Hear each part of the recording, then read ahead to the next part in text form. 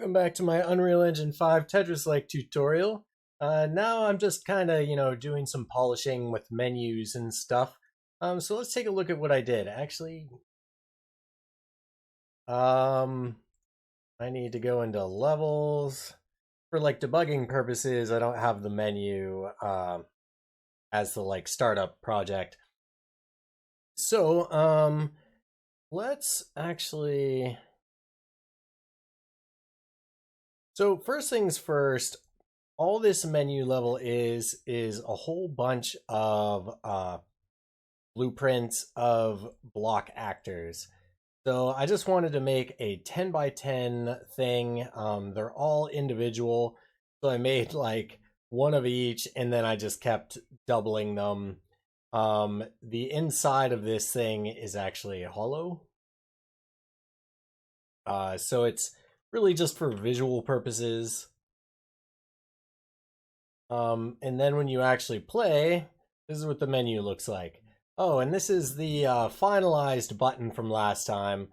I finished this in Blender. Basically, the back plate is, I believe I just made it a glossy shader, and then I turned it down or turned up the roughness so it would still reflect light, but have like more of an albedo thing that would reflect light.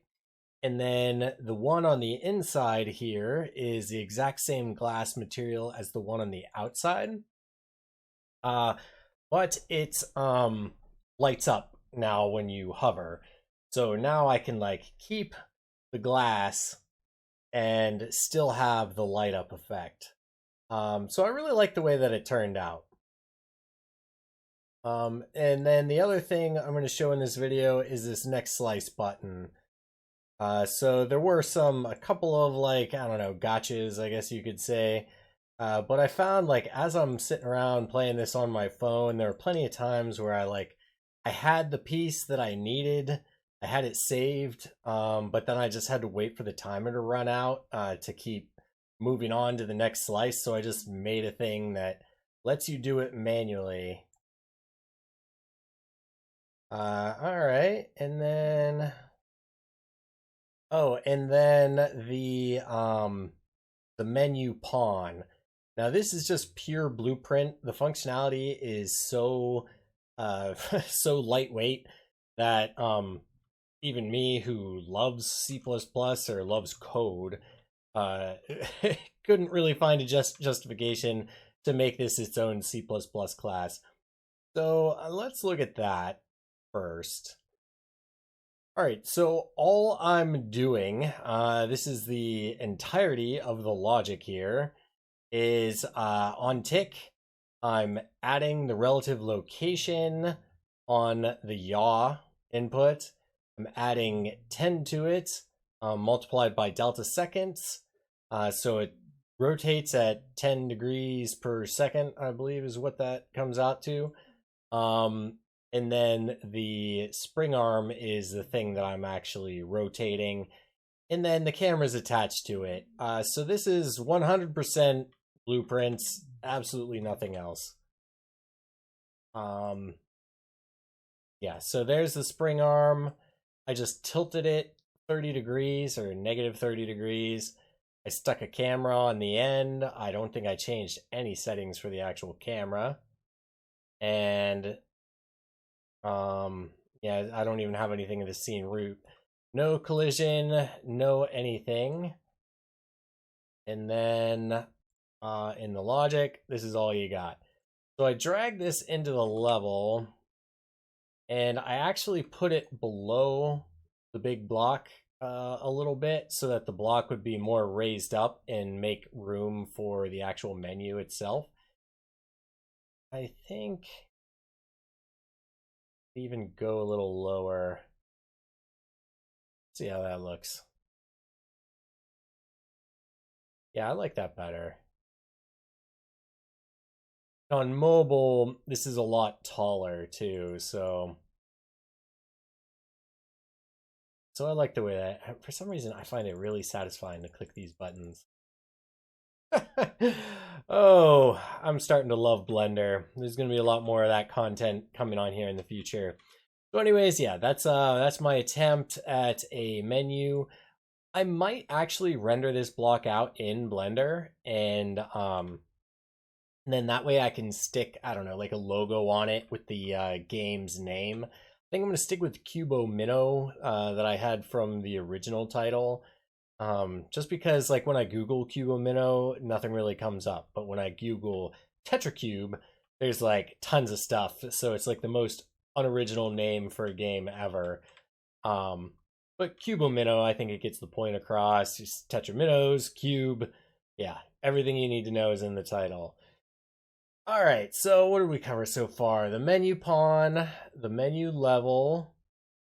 Oh, yeah, and then the logic in the buttons. I believe that is all in blueprints as well. So let's go over to the HUD, widget blueprint menu. So I made 3 buttons. No C++ behind any of this, so I just left the like default names for the variables. But very important if you are following along. So when you have a button, if you don't hit is variable, your events will not come up down here for you to bind. So just keep that in mind. Options, I still haven't bound anything there yet. Eventually, I don't know how to do it yet. So eventually, I want to control the resolution of the game and then maybe have some other options and stuff. I don't know if I'll do graphics options or anything that complicated. Um, Probably music, sound will be something. I am eventually going to put some music in this. I'm not sure what, but I'll figure it out when I get there. So music and sound effects controls will be under options. And then quit. This is how you quit the game. But let's hop on over to the graph. So button 1, all it is the calling quit game. That's it. Nothing special there. Quit preference, just quit. And then the other button for the play, it's just one node, open level by name. I chose Tetracube game. And that refers to the name over here, Tetracube game.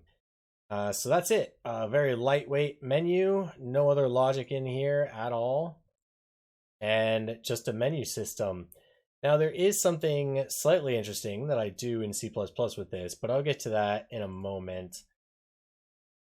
Yeah, I think that covers everything up here in blueprints that is new. Let's go over here to source control. These are all my new assets, the new map. So in the player board C++ file, the issue I was having that I wanted to fix was on mobile. It's out. On mobile, that menu button, or not the menu button, but the change active slice button was really, really small. So I like the way that it looks on PC in a 16:9 format, but in a 9:16 format, it was actually really small. And I think personally, my phone, I think it's more of like a 2:1 aspect ratio. So it was even more pronounced on there. So what I wanted to do was increase the size of I think I doubled it. Let's go check real quick actually. Prints, HUD. Oh, no, this was the overlay. Yeah, so in here it's 400 by 100, and that's what you see when I'm playing on PC. But then on mobile, I changed it to 800 by 200, and then I changed the offset. It's anchored to the center, but I changed the offset to be half of this 800, so it would be centered again, even with the new size. And then I moved it up 400. Actually, play testing seemed to be a little high. Let's make it like 350. But you won't be able to see that anyway. And then the rest. Oh yeah, so this is something I had to figure out. Now to actually get um to actually change the size, you're actually working with the canvas panel slot and not the actual overlay itself. So this was a little weird. It was kind of tough for me to figure out. So I thought that I was just going to have to get a reference to this next slice overlay and then resize it, because that's what I click on here, and that's where my options are. But this is under slot canvas panel slot, so really it's looking up to the parent to do that. And in order to do that in code, again, this may not be the best way to do this, but since I was having issues with adding the HUD widget to the screen in a way that's decoupled from my player pawn, I just had to like get a reference to it, and now I'm just doing all my UI stuff with this reference. But getting the actual reference to the canvas panel slot was a little more complicated than I expected it to be. So I had to declare a local variable of uPanel slots, a T array of them. I had to add canvas panel slot to my includes up here. Then I just called it slots, and so I go to my TetraCube HUD widget reference. I get the canvas panel. I had to make this public, and then I had to call get slots on it, and that gives me an array of all the slots. And then I had to loop through those slots, convert it to a canvas panel slot. So loop through each slot, cast to a uCanvas panel slot. And then once I have that, I checked if it was valid. And then I had to cast the content of the canvas panel slot to a U overlay. And then if that overlay was equal to the next slice overlay, then I want to resize it. So yeah, it was a little complicated. I'm not 100% that it's the way it should be done, but it works, and it works well. No crashes, no weirdness, no anything. So yeah, I might be doing like some extra casting that I don't need, like because it was weird to me that I need to cast from the slot to the U overlay.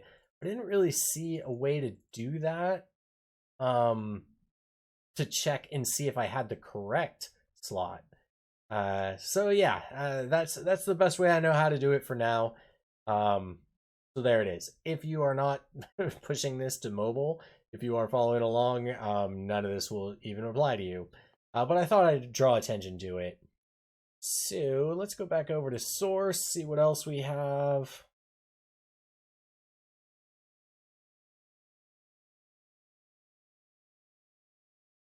Oh yeah, I was doing all this down here. I was creating a second, or I was recasting to a player controller ref, but I already had a reference to player controller up here, so I just got rid of this stuff and moved it up. Oh, and then I changed the active slice. Now that I have that active slice button, I changed it to 15 seconds. I might actually even increase that, because you can feel rushed occasionally, but I do want there to be a time pressure, even though ultimately it doesn't really matter because you can kind of control the slice that you're on anyway. Um, I don't know. It feels good to play in my playtesting anyway, so I'm gonna leave it like that for now. Maybe I'll up it to 20 seconds, because sometimes I forget that other people aren't as good at Tetris as I am, and a lot of people tend to feel like rushed by my versions. Um, but yeah, so the next thing I had to do to link up that active slice to the button was where we go here.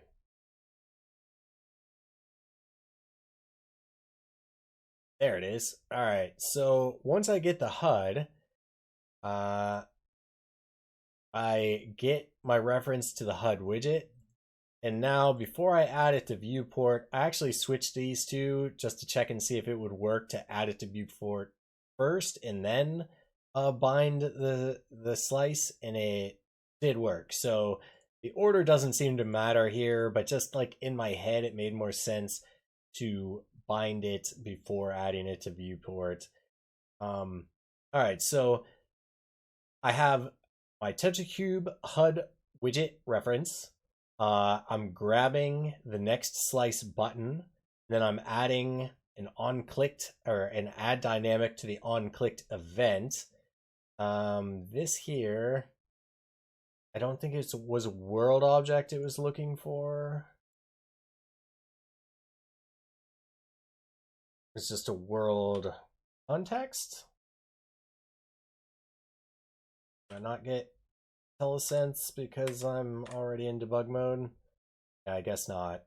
But I just needed to pass in this and then bind it. It was just two things that I needed to pass in. It wasn't too difficult at all. But yeah, this is how you bind the function. But very important not to forget is it has to be, oh shit. We'll see. You have to declare it as a U function or it will throw an exception when you try and play the game. So yeah, I had to make this a U function, and now it can be bound to the button.